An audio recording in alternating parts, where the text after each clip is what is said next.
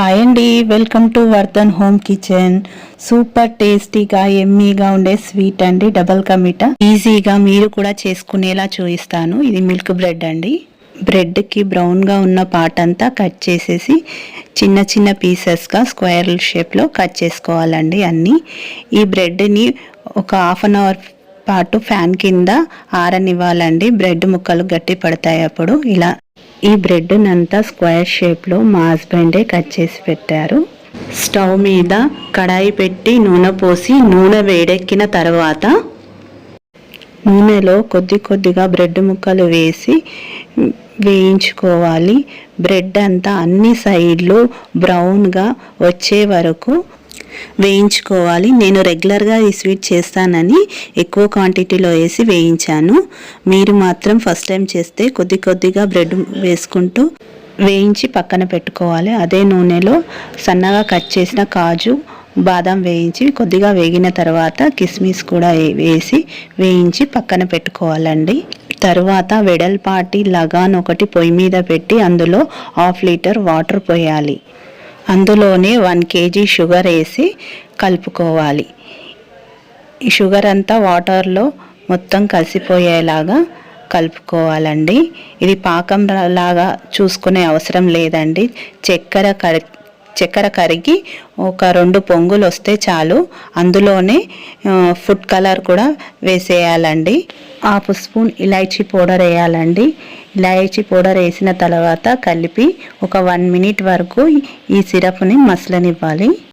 పెండ్లిలలో వంటలు చేసేవారు డబల్ కా మీఠా ఎలా చేస్తారో నేను కూడా అలాగే చేసి చూపిస్తున్నాను. పాలు వేడి చేయకుండా చక్కెర పాకం పట్టకుండా వంట వాళ్ళు చేస్తారండి. అలాగేనే చేసి చూపిస్తున్నాను.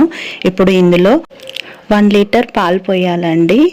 హాఫ్ లీటర్స్వి 2 ప్యాకెట్స్ పోసాను. ఇందులో కోవా 120 గ్రామ్స్ అండి. ఇందులో 1 కప్పు పాలు పోసి బాగా కలుపుకొని పాలలో కోవా మొత్తం కరిగేలాగా కలుపుకోవాలి. పక్కన పెట్టి కలుపుతానండి.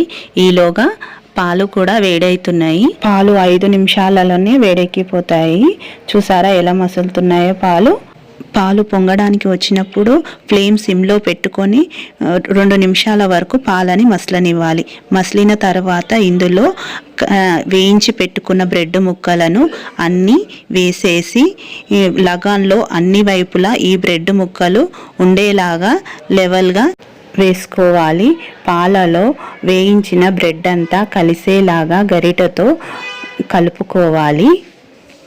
వేయించిన బ్రెడ్ ముక్కలు పాలలో అంతా కలిసేలాగా బ్రెడ్ ముక్కలను కింది నుంచి తీస్తూ పైన వేస్తూ బాగా కలుపుకోవాలి. 2-3 నిమిషాలలోనే పాలంతా బ్రెడ్ ముక్కలు అబ్జర్వ్ చేసేసుకుంటాయి. ఫ్లేమ్ మీడియంలో పెట్టుకొని లగాన్లో అన్ని వైపులా బ్రెడ్ ముక్కలు ఉండేలాగా చూసుకోవాలి. ఇప్పుడు గరిట పెట్టకుండా లగాన్కి మంట అన్ని వైపులా తగిలేలాగా లగాన్ని తిప్పుకుంటూ లగానికి అన్ని సైడ్లు మంట తగిలేలా జరుపుతూ ఉండాలి. ఇప్పుడు ఇందులోనే నేను 4 స్పూన్ల నెయ్యి పైన వేసుకున్నానండి. ఇప్పుడు పాలంతా బ్రెడ్కు పట్టినాక అటు ఇటు జరుపుకుంటూ చూస్తున్నారు కదండి ఎలా జరుపుతున్నారో. ఈ డబల్ కా మీఠా రెసిపీ మీకు నచ్చితే లైక్ చేయండి, షేర్ చేయండి, సబ్స్క్రైబ్ చేసుకోండి. పాలన్నిటినీ బ్రెడ్ పీల్చేసుకున్న తర్వాత స్టవ్ ఆఫ్ చేసేయాలండి. ఈ డబల్ కా మీఠా మీద కలిపి పెట్టుకున్న కోవానంతా ఒక లేయర్గా వేసేయాలండి. మొత్తము వేయించి పెట్టుకున్న డ్రై ఫ్రూట్స్ అన్నీ వేయాలండి. డబల్ కా మీఠాని 1/2 అవర్ వరకు కదపకుండా అలాగే పక్కన పెట్టేసేయండి. ఆ వేడికి పైన వేసిన కోవా అంతా కరుగుతుందండి. 1/2 అవర్లో మన డబల్ కా మీఠా తినడానికి రెడీ అయిపోతుంది. చూడండి కోవా కరిగినాక ఎలా ఉందో. డబల్ కా మీఠా రెడీ అయిపోయిందండి. ఇప్పుడు ప్లేట్లో సర్వ్ చేసేసుకుందాము. చూస్తున్నారా బ్రెడ్ పీసెస్ అన్నీ విడివిడిగా ఎలా వస్తున్నాయి, ఎంత బాగా రెడీ అయిందో. ఫంక్షన్లో చేసే డబల్ కా మీఠా టేస్టే యాజ్ ఇట్ ఈజ్ వచ్చిందండి. లోపల జ్యూసీగా టేస్టీగా ఉందండి.